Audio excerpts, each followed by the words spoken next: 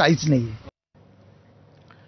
देशाचे संरक्षण मंत्री राजनाथ सिंग यांनी आगामी इंधन टंचाई संदर्भात थेट कबुली दिली आहे. युद्धामुळे आखाती देशातली परिस्थिती आणखी जटिल होणार आहे, त्याचा थेट परिणाम भारताच्या अर्थव्यवस्थेवर होईल असं संरक्षण मंत्री राजनाथ सिंग यांचं म्हणणं आहे. आगे चलकर मिडिल ईस्ट में या हमारे पड़ोस में परिस्थितियां किस दिशा में जाएंगी, इस पर अभी कोई कॉन्क्रीट प्रेडिक्शन करना कठिन है. यदि हम स्ट्रेट ऑफ हार्मुज या पूरे पर्शियन गल्फ क्षेत्र को देखें तो यह विश्व की एनर्जी सिक्योरिटी का एक अत्यंत महत्वपूर्ण क्षेत्र है. जब इस क्षेत्र में डिस्टर्बेंस या डिसरप्शन होता है तो उसका सीधा असर ऑयल और गैस की सप्लाई पर पड़ता है. यही नहीं, आज हम सप्लाई चेन डिसरप्शन केवल ऊर्जा क्षेत्र में ही नहीं बल्कि अन्य क्षेत्रों में भी देख रहे हैं. इन अनसर्टेनिटीज का सीधा प्रभाव इकोनॉमी और ग्लोबल ट्रेड पर पड़ता है. हॉर्मुझची सामुद्रधुनी बंद झाल्याचा मोठा परिणाम जगभरात पाहायला मिळतोय. कतारची एलएनजी गॅस लाईन विस्कळीत झाली आणि याचा मोठा धक्का गॅसच्या पुरवठ्याला बसलाय. पश्चिम आशियात वाढत असलेल्या तणावाचा परिणाम आता भारताच्या ऊर्जा व्यवस्थेवरही दिसू लागलाय.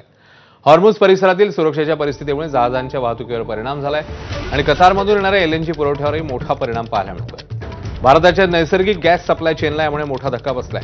हे संकट फक्त कंपन्यांपुरतं मर्यादित नाहीये, त्याचा परिणाम खत उत्पादन उद्योग, वीज निर्मिती आणि सामान्य लोकांच्या स्वयंपाकघरापर्यंत होऊ शकतो.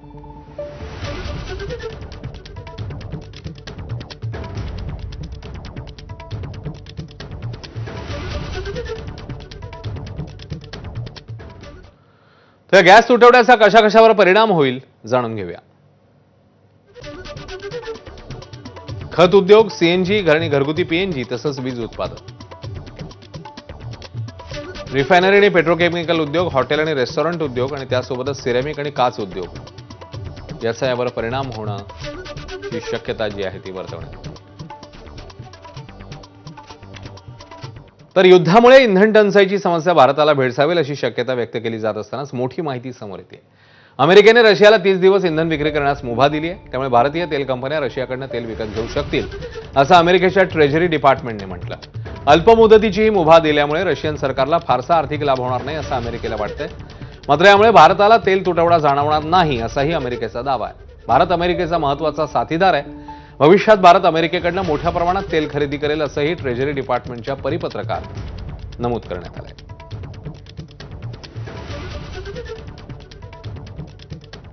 दरम्यान या निर्णयानंतर विरोधकांनी सरकारवर निशाणा साधला. भारत ही अमेरिकेची वसाहत झाली आहे का असा सवाल ठाकरेंच्या शिवसेनेच्या नेत्या प्रियंका चतुर्वेदींनी केलाय. तर परवानगी गुलामाला दिली जाते असं संजय राऊत म्हणतात. परवानगी गुलामांना देतात. होय, आम्ही तुम्हाला आज परवानगी दिलेली आहे की तुम्ही हे खरेदी करू शकता, तुम्ही इथे फिरू शकता, तुम्ही यांच्याशी बोलू शकता. अशी परवानगी फक्त गुलाम राष्ट्रांना दिली जाते.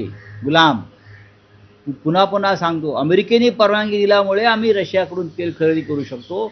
आम्हाला गरज आहे सध्याच्या युद्ध परिस्थितीमध्ये, म्हणून आम्हाला रशियाकडून तेल खरेदी करण्याची आमच्यामध्ये हिंमत नाही.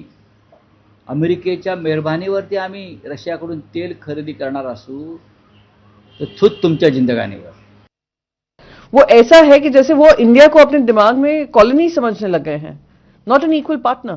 End he is also going on to say कि 30 दिनों के बाद यूएस से आप ऑयल खरीदने का कमिटमेंट करेंगे. Again we can not be told what we need to do on the base of what US wants.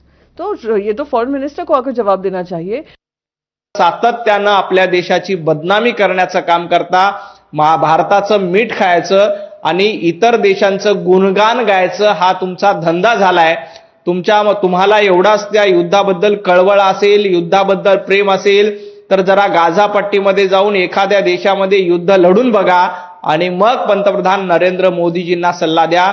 भांडूपच्या गाढव नाक्यावर बसून इतरांना सल्ला देण्याचे धंदे संजय राऊत यांनी बंद केले पाहिजे.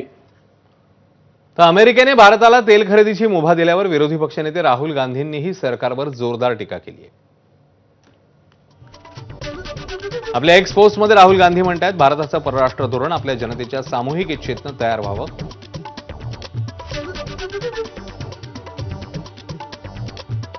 धोरण सत्य अहिंसेच्या आध्यात्मिक मूल्यांवर आधारित असलेल्या सांस्कृतिक परंपरेमधलं असावं. आज आपण अनुभवत आहोत ते खऱ्या अर्थाने धोरण नाही,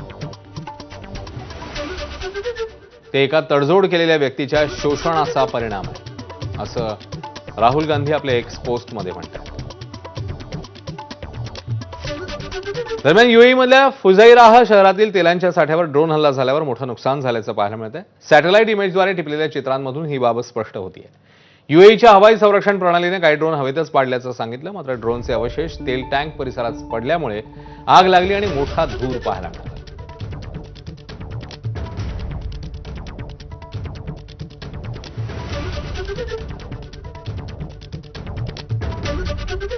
दरम्यान हॉर्मुझच्या सामुद्रधुनीत एका जहाजावर झालेल्या ड्रोन हल्ल्यामुळे आगीचा भडका उडालेला पाहायला मिळाला आणि त्याची दृश्यही समोर आलेली आहेत. हॉर्मुझच्या सामुद्रधुनीमध्ये जहाजाचा हा उडालेला भडका या दृश्यांमध्ये स्पष्ट दिसतो.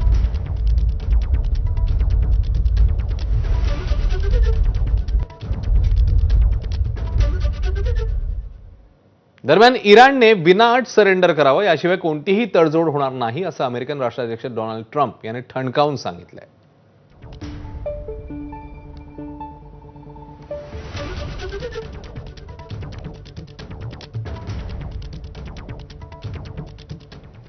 आता आणखी काही घडामोडींचा आढावा घेऊया. बातमी आहे देशाच्या अर्थव्यवस्थेचा मुख्य कणा असलेल्या शेतकऱ्यांसाठी अतिशय महत्त्वाची.